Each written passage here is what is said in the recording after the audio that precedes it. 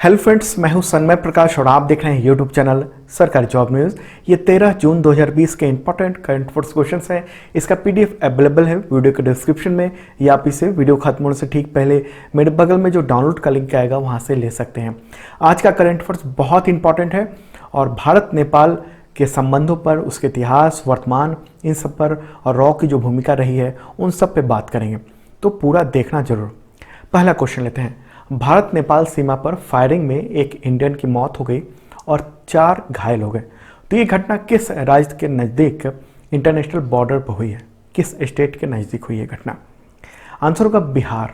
Okay, देखिए India और नेपाल के रिलेशन जो है पिछले कुछ साल से ख़राब चल रहे हैं और पिछले कुछ महीनों से 3 महीने से बेहद ही ख़राब हो चुके हैं। तो कहाँ पर हुई है घटना? 12 जून को घटना हुई है बिहार के सीतामढ़ी जिले से सटे एक इंटरनेशनल बॉर्डर पर हुई है। मैप में देखिए, मेरे बगल में वर्ल्ड मैप है, तो चलते हैं वहाँ देखते हैं कहाँ पर है। तो ये इलाका जो आप देख रहे हो, यहाँ पर ये घटना हुई है। नीचे इंडिया है, ऊपर नेपाल है, तो बॉर्डर पे ये घटना हुई है फायरिंग की। देखिए नेपाल बॉर्डर पे एसएसबी तैनात है। ओके, तो उसके डीजी ने ये कहा है कि घटना इंडियन टेरिटरी में नहीं हुई है बल्कि नेपाली टेरिटरी में हुई है, सीमा के उस पार। देखिए आमतौर पर इंडिया और नेपाल का जो बॉर्डर है वो ओपन रहता है, लेकिन इस वक्त बॉर्डर क्लोज है कोरोना वायरस की वजह से। नेपाल को डर है कि इंडिया से कोरोना पेशेंट वहाँ जाएंगे और उससे वहाँ पर पेंडेमिक जो है बहुत ज़्यादा फैल सकता है, तो इसलिए उसने सीमा बंद की हुई है। हालांकि अभी भी हज़ारों लोग आर पार करते हैं, वहाँ के लोग इधर आते हैं, इधर के लोग वहाँ जाते हैं, क्योंकि ऐसा कोई रोक नहीं है मूवमेंट पर। एकदम से कोई सिक्योरिटी फोर्स बहुत ज़्यादा तैनात नहीं है या बार नहीं लगा हुआ है, फेंसिंग नहीं है कि लोग पार ना कर सकें। ओके, और दोनों इलाकों में रोटी बेटी का संबंध कहते हैं। नेपाल में काम करने वाले लोग इंडिया की तरफ आते हैं और इंडिया में काम करने वाले लोग नेपाल की तरफ जाते हैं। ओके, और दोनों तरफ जो है शादियाँ होती हैं, उधर की शादियाँ इधर, इधर की शादियाँ इधर उधर। ओके, तो ये क्या हुआ था कि वही रिलेशन में ही दोनों मिलने गए थे और उसी दौरान आर्म फोर्स आ गई नेपाल की, उसने कहा जाओ। इस पर विवाद हुआ, कुछ लोग इकट्ठे हो गए और उसके बाद फायरिंग हो गई वहाँ पर। ओके, इंडिया की ओर से एसएसबी का ये कहना है कि लोकल इशू है, कंट्री टू कंट्री या फोर्स का कोई मामला नहीं है कि एक फोर्स जो है उधर की फोर्स के साथ भिड़ गई हो। ये इशू की वजह से बॉर्डर पर कोई टेंशन नहीं हुआ है।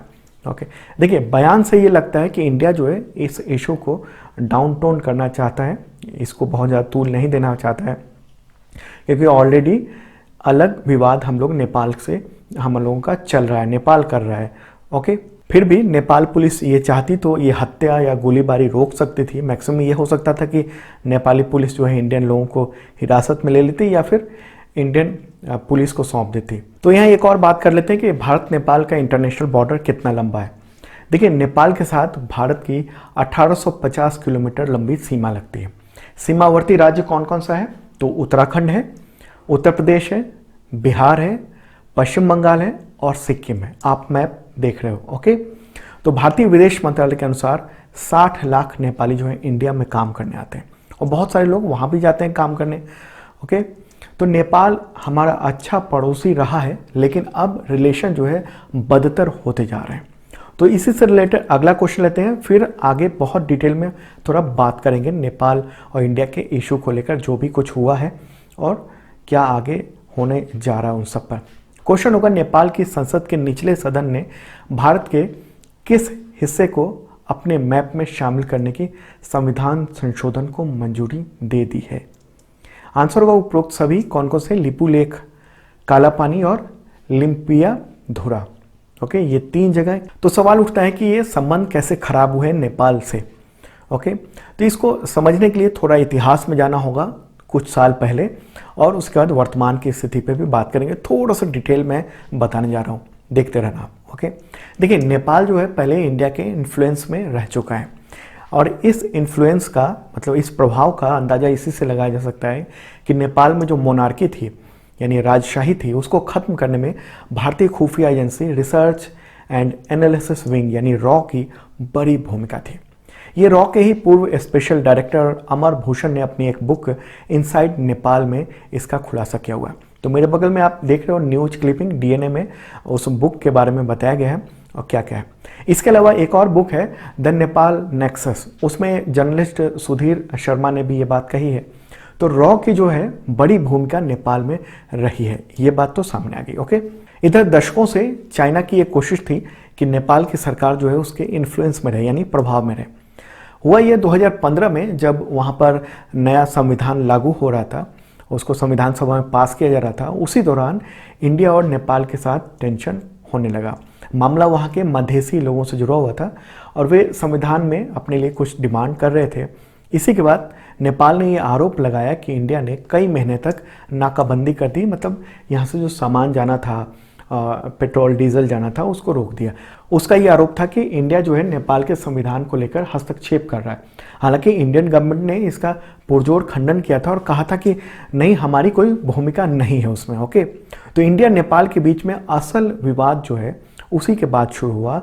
2016 की बात है, जब केपी शर्मा ओली जो अभी प्राइम मिनिस्टर है, तो उस समय 2016 में उनकी सरकार थी और उस समय उनकी सरकार गिर गई।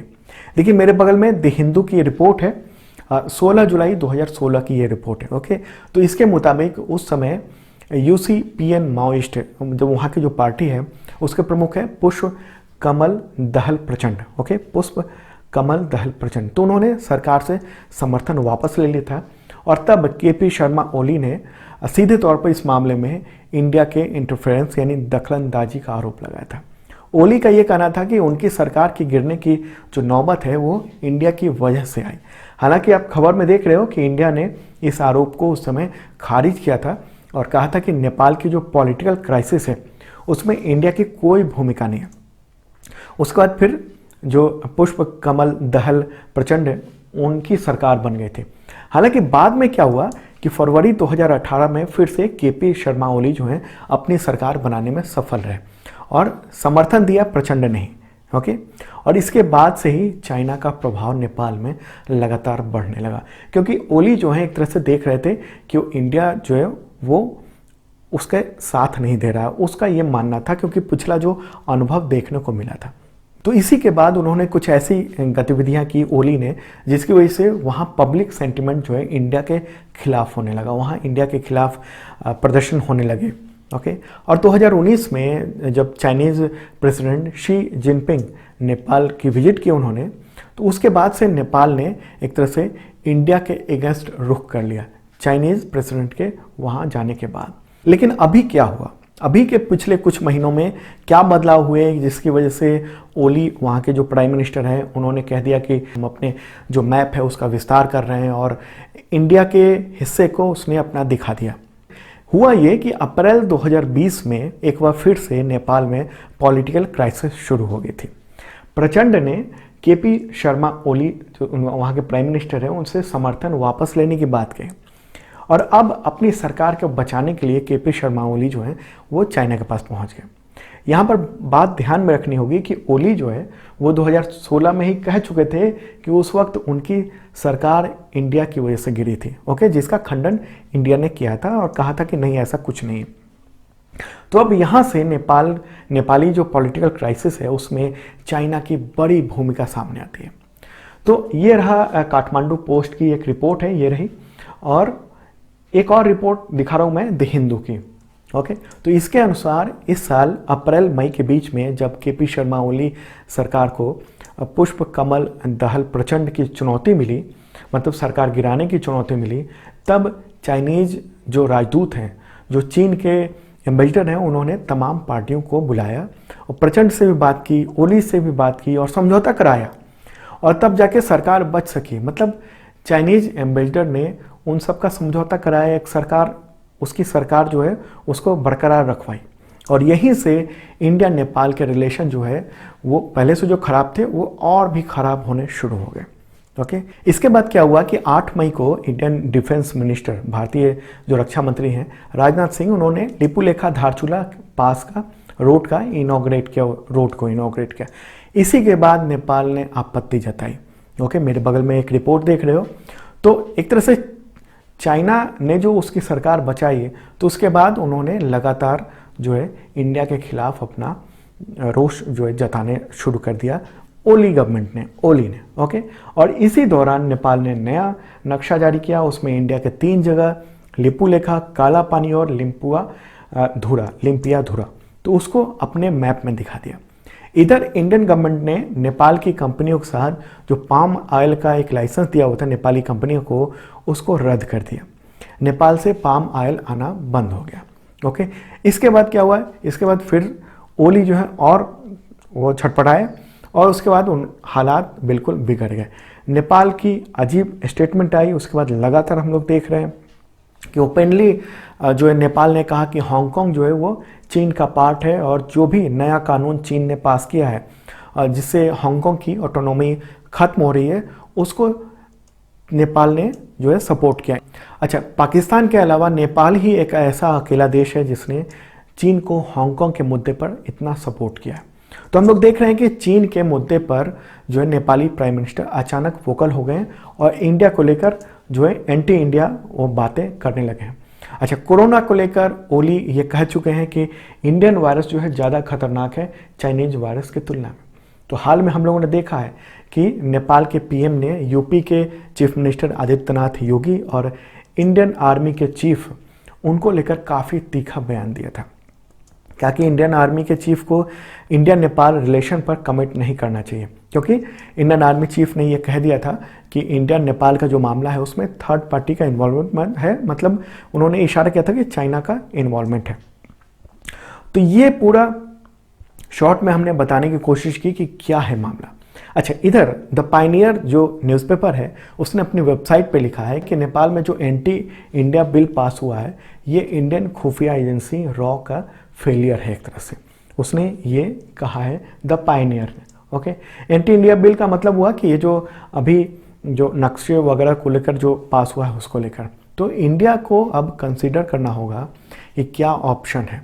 ओके, क्योंकि इंडिया और नेपाल के रिश्ते काफ़ी जो है खटाई में चल रहे हैं। फिलहाल इंडिया जो है नेपाल के मामले में साइलेंट डिप्लोमेसी कर रहा है, चुप है। और अभी जो कल एक तरह से हत्या हुई है नेपाली फोर्स के द्वारा इंडियन व्यक्ति की, उस मामले में भी इंडिया बहुत ज़्यादा नहीं बोल रहा है, एग्रेसिव नहीं है। यहाँ पर यह भी बात ध्यान रखनी होगी, हम ज़्यादातर पड़ोसियों से उलझे हुए हैं। पहले वैसे पाकिस्तान से उलझे हुए थे, उसका चीन के साथ बॉर्डर टेंशन लगातार हम लोग का बढ़ गया है और अब नेपाल के साथ जो बॉर्डर टेंशन है वो बढ़ता जा रहा है बहुत तेज़ी से। उधर बांग्लादेश जो है वो CAA और NRC के मुद्दे पर इंडिया को काफ़ी बातें सुना चुका है। श्रीलंका ने जो है वो चीन को हम्बनटोटा बंदरगाह वो लीज पर दे दिया, मतलब चाइना के कब्जे में हो गया। हम्बनटोटा बंदरगाह एक इम्पॉर्टेंट एरिया, वहाँ पर चाइनीज़ नेवी वहाँ जा सकती है। और इसके अलावा श्रीलंका की जो सरकार है वो चाइनीज़ प्रभाव में है। तो अन्य पड़ोसियों की तुलना में बस भूटान, म्यांमार और मालदीव से ही हमारे रिश्ते ठीक चल रहे हैं। हालांकि म्यांमार भी अभी भी वो चाइनीज़ प्रभाव में है। तो ये स्थिति है इंडिया की पड़ोसियों के साथ, और पिछले कुछ सालों में ही ये सब बहुत उथल पुथल जो हमारे रिश्ते हैं जो विदेशी साथ, जो पड़ोसियों के साथ, वो इतना बदलाव हो गया। ओके, तो मेरी कोशिश थी कि ये जो पूरा मुद्दा है इंडिया और नेपाल के बीच का जो तनाव है वो आपको समझ में आ जाए। मुझे लगता है समझ में आ गया होगा। अगर आपको कुछ कहना है तो कमेंट बॉक्स में ज़रूर लिखना आप। ओके दोस्तों, अगला क्वेश्चन लेते हैं। उससे पहले बता दूं कि 2020 का अब तक का करंट अफेयर्स अवेलेबल है PDF के रूप में, डिस्क्रिप्शन चेक कर लेना। 2019 का भी है, हिंदी और इंग्लिश दोनों लैंग्वेज में, पूरा करंट अफेयर्स नोट्स के साथ। बुक भी है उसका 2019 का, अमेजोन पे आपको मिल जाएगा। अगला क्वेश्चन लेते हैं। पूर्वी नौसेना कमान यानी ईस्टर्न नेवल कमांड में नए चीफ ऑफ स्टाफ पद पर किसकी नियुक्ति की गई? आंसर होगा Vishwajeet Das Gupta. Okay, vice admiral हैं वो विश्वजीत दास गुप्ता। उनको 12 जून को विशाखापट्टनम में उन्होंने ये कामकाज संभाल लिया। अच्छा, उन्होंने किसकी जगह ली है? तो SN घोर मांडे की जगह ली है। तो यहाँ पर नेवी की बात हो रही है, थोड़ी सी चर्चा कर लेते हैं। चीफ ऑफ नेवल स्टाफ कौन है? तो एडमिरल करमबीर सिंह। ओके, और vice chief of naval staff कौन है? Vice admiral G Ashok Kumar है। ओके, और नेवी के 4 कमांड हैं, चारों कमांड में जो है वाइस चीफ होते हैं अलग अलग। तो वेस्टर्न कमांड जो है वो मुंबई में है, उसका हेडक्वार्टर। ईस्टर्न कमांड का हेडक्वार्टर विशाखापट्टनम में है। साउथर्न नेवल कमांड का जो हेडक्वार्टर है वो है कोची में, और अंडमान निकोबार कमांड का जो हेडक्वार्टर है वो पोर्ट ब्लेयर में है। अगला क्वेश्चन लेते हैं। भारत ने किस देश से भगोड़े विजय माल्या को शरण न देने की अपील की है? आंसर होगा यूनाइटेड किंगडम। ओके, दरअसल हाल ही में यूके की अदालत ने विजय माल्या को भारत में प्रत्यर्पित करने यानी एक्सट्रेडिशन के लिए आदेश सुनाया था। सीबीआई भी तैयार थी कि उसे अब और तब ले आएंगे वहाँ से, लेकिन वहाँ की सरकार जो है प्रत्यर्पण करने में देर कर रही थी। तो इसी दौरान भारत को ये पता चला कि माल्या ने तो मानवीय आधार पर यूनाइटेड किंगडम में शरण मांगी है। ओके, तो यूके हाई कमीशन का ये कहना है कि जब तक शरण के मामले में कोई फैसला नहीं हो जाता है तब तक विजय माल्या का प्रत्यर्पण नहीं किया जाएगा। मतलब एसाइलम को लेकर वहाँ बातचीत चल रही है और ये थोड़ा लंबा हो सकता है। और अगर विजय माल्या के सारे प्रयास विफल हो जाते हैं तब भी वो यूरोपीय मानवाधिकार न्यायालय में अपील कर सकता है। तो मतलब बहुत लंबा हो सकता है माल्या को यहाँ पर लाना। ओके, और माल्या पर भारतीय बैंकों का 9,000 करोड़ रुपए के आसपास का धोखाधड़ी का आरोप है। अगला क्वेश्चन लेते हैं। देश का पहला राज्य जहाँ पर कोरोना संक्रमित मरीजों का आंकड़ा 1 लाख पार कर गया है। आंसर होगा महाराष्ट्र। ओके, 12 जून को 1 लाख से ज़्यादा मरीज हो गए वहाँ पर, और अब तक महाराष्ट्र में जो है ये ऐसी स्थिति देखने को मिली है। एक्टिव मरीज वहाँ पर हालांकि 49,000 के आसपास है और वहाँ पर मृतकों की संख्या 3,717 से ज़्यादा हो चुकी है। केवल बम्बई में ही टोटल अगर केस की बात करें तो 55,000 से ज़्यादा केस वहाँ पर पाए गए हैं। ओके, अगला क्वेश्चन लेते हैं। कोरोना की वजह से हाल ही में किस राज्य सरकार ने शनिवार और रविवार इसके अलावा सार्वजनिक अवकाश पर लॉकडाउन लागू कर दिया है? आंसर होगा पंजाब।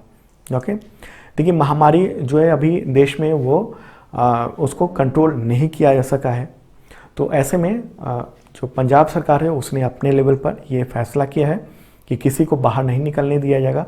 हालांकि जो औद्योगिक चीज़ें हैं वो सब चलती रहेंगी, लेकिन सामान्य जो ऑफिसेज हैं वो सब बंद रहेंगे। रोड पर किसी का निकलना पाबंदी रहेगी और जो पास जिनके पास रहेगा वही जा सकते हैं। अगला क्वेश्चन लेते हैं, इंपॉर्टेंट है। आनंद मोहन जुत्शी उर्फ गुलजार देहलवी, उनका निधन हुआ है 12 जून 2020 को। तो वो क्या थे, वो किस वजह से प्रसिद्ध थे? इसका आंसर होगा उर्दू शायर थे। ओके, मशहूर शायर थे। देखिए कोविड-19 का संक्रमण था उनको, लेकिन उससे वो उबर चुके थे, मतलब वो ठीक हो चुके थे। 5 दिन बाद उनका निधन हो गया, मतलब ठीक होने के 5 दिन बाद। ओके, चलिए आगे बढ़ते हैं। अगला क्वेश्चन लेते हैं। अंतर्राष्ट्रीय अल्बिनिज्म जागरूकता दिवस कब मनाया जाता है?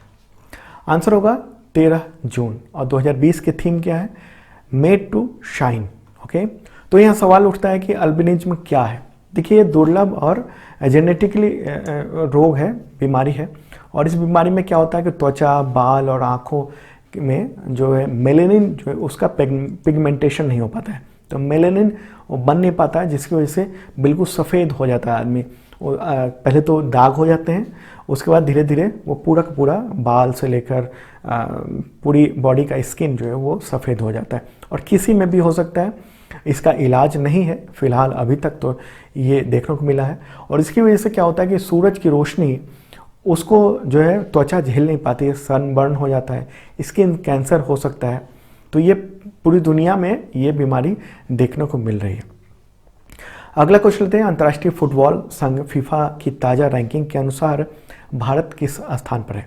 ये जून 2020 की रैंकिंग की रिपोर्ट है। ओके, आंसर होगा 108वें स्थान पर है। देखिए इंटरनेशनल फुटबॉल जो है मैच जो है वो कोरोना के कारण मार्च से ही बंद है, जिसकी वजह से किसी भी देश कोई भी देश जो है वो खेल नहीं पा रहा है और रैंकिंग में भी कोई बदलाव नहीं आया उसी की वजह से। तो जैसा पहले था वैसे ही रैंकिंग अभी भी है, इंडिया की 108वीं। ओके, अगला सवाल लेते हैं इसी से रिलेटेड। फीफा की ताज़ा रैंकिंग के अनुसार कौन सा देश पहले स्थान पर रहा है? पहले स्थान पर कौन है? आंसर होगा बेल्जियम। ओके, तो देख लेते हैं कौन सा देश किस स्थान पर है। तो फर्स्ट पे है बेल्जियम, सेकंड पे है फ्रांस, थर्ड पे है ब्राज़ील, फोर्थ पे इंग्लैंड और फिफ्थ पे है उरुग्वे। अगला क्वेश्चन लेते हैं। किस भारतीय संगीतकार को medal of the order of Australia से सम्मानित किए जाने के लिए चुना गया है? आंसर होगा शोभा शेखर। ओके, वो ऑस्ट्रेलिया में कला कृति संगीत संगठन के संस्थापक है और उनको इस अवार्ड के लिए चुना गया है वहाँ पर। ओके, तो ऑस्ट्रेलिया की बात हो रही है। प्रधानमंत्री कौन है? Scott Morrison. मुद्रा क्या है? ऑस्ट्रेलियाई डॉलर। और राजधानी क्या है? कैनबरा। अगला क्वेश्चन लेते हैं, गृह मंत्रालय ने स्वतंत्रता सेनानियों के कल्याण के लिए एक समिति का पुनर्गठन किया है, तो उसके अध्यक्ष कौन बनाए गए हैं? आंसर होगा जी किशन रेड्डी। वो कौन है? तो गृह मामलों के राज्य मंत्री हैं इस वक्त। ओके, तो दोस्तों ये था इंपॉर्टेंट करंट अफेयर्स। कैसा लगा जरूर बताना। इसका पीडीएफ अवेलेबल हो गया है मेरे बगल में, क्लिक कीजिए, डाउनलोड कर लीजिए। वैसे इसका जो पीडीएफ है वो डिस्क्रिप्शन में भी अवेलेबल है, वहाँ से भी ले सकते हैं। और अगर आपने अब तक इस चैनल को सब्सक्राइब नहीं किया ज़रूर करना, साथ में बेल आइकन दबाना मत भूलना।